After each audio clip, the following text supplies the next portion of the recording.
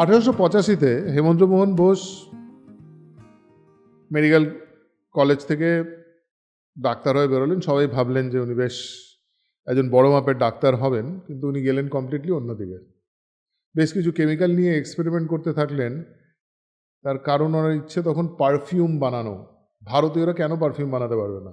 তিনি প্রথম ভারতীয় পারফিউমার হতে চান, সেই জন্য উনি বউবাজার স্ট্রিটে 1894 সনে এইচ বোস অ্যান্ড পারফিউমার্স খুললেন। ভারতের প্রথম পারফিউম বেরোনো শুরু হলো। কিন্তু ওনার মাথায় অলরেডি একটা জিনিস ঢুকলো, যেটার জন্য লোকে ওনাকে খুব একটা ক্রেডিট দেয়নি, কিন্তু খুব ইন্টারেস্টিংলি একটা কমপ্লিট এপিসোড হতে পারে এটার উপরে। সম্ভবত উনি ভারতবর্ষে প্রথম মডার্ন মার্কেটিং আনলেন, কিন্তু সেটা আনলেনটাও খুব অদ্ভুতভাবে। এটি প্রেস খুলে ফেললেন, যার নাম কুন্তলিনী প্রেস। সেই প্রেসে অনেক কিছুই করা হতো, যেমন প্রচুর বই ছাপানো হতো, কুন্তলিনী পুরস্কারও দেওয়া হতো। তখনকার দিনের সাহিত্যিকদের কাছে কুন্তলিনী পুরস্কারটা বেশ একটি উচ্চ মানের পুরস্কার ছিল। এবং কুন্তলিনী প্রেস থেকে নানা ধরনের অ্যাডভার্টিসমেন্টের জিনিস বেরোতো, ম্যাটার তৈরি করা হতো এবং প্রিন্ট আউটও হতো, যেমন প্যাম্পলেট, পোস্টার, এবং খবরের কাগজেও কিভাবে বিজ্ঞাপন দিতে হবে এবং নতুন মডার্ন যেই বিজ্ঞাপনগুলো হয় সেটা কিভাবে করতে হবে সেটা করে ফেললেন কুন্তলিনী প্রেস। এখানে থেমে থাকলেও হয়তো কিছু বলা যেত, কিন্তু ওনার মনে হলো যে উনি প্রথম গ্রামাফোন রেকর্ড বানাবেন। এডিসন তখন ফোনোগ্রাফ এনেছেন, এই 15-20 বছর হবে, কিন্তু তখন ভারতে কোথাও গ্রামোফোন রেকর্ডিং হয় না। উনি খুলে ফেললেন গ্রামোফোনের company, H Bose and records.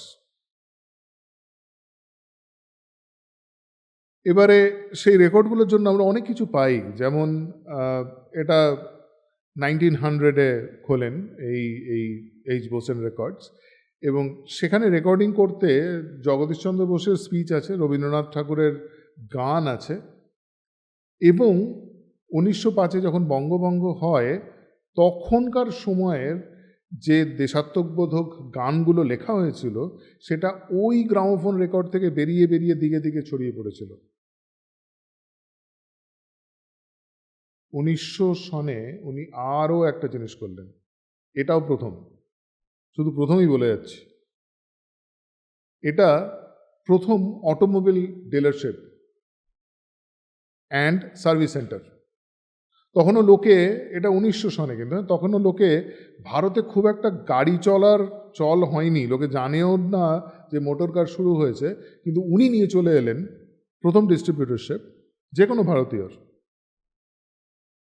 ডিস্ট্রিবিউটরের নাম ছিল গ্রেট ইস্টার্ন মোটর ওয়ার্কস, এবং সেখানে যে ম্যানেজার ছিল, যে এই ডিস্ট্রিবিউটরশিপ অ্যান্ড সার্ভিস সেন্টারটা চালাতেন, তিনি একজন ইংরেজ ছিলেন।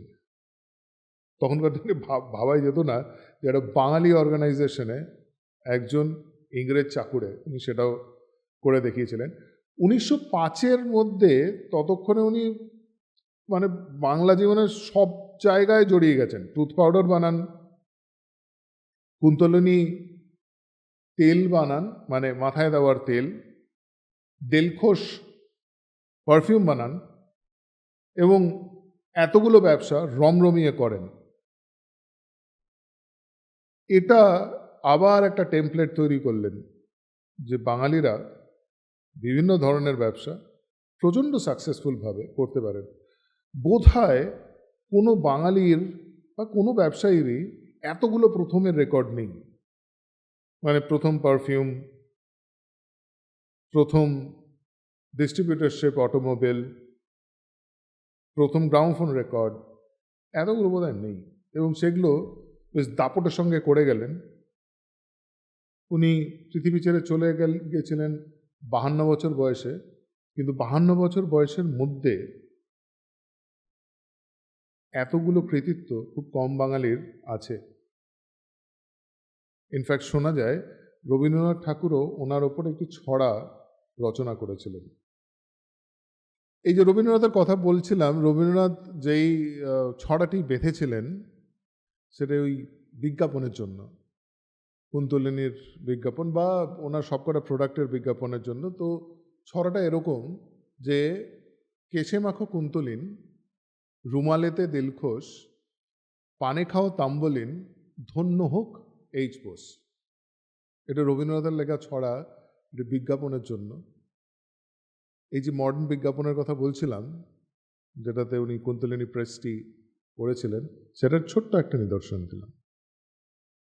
এভাবে সত্যিই বেঁচে থাকা যায়, এভাবেও বেঁচে থাকা যায়। আসুন এভাবে বেঁচে থাকি।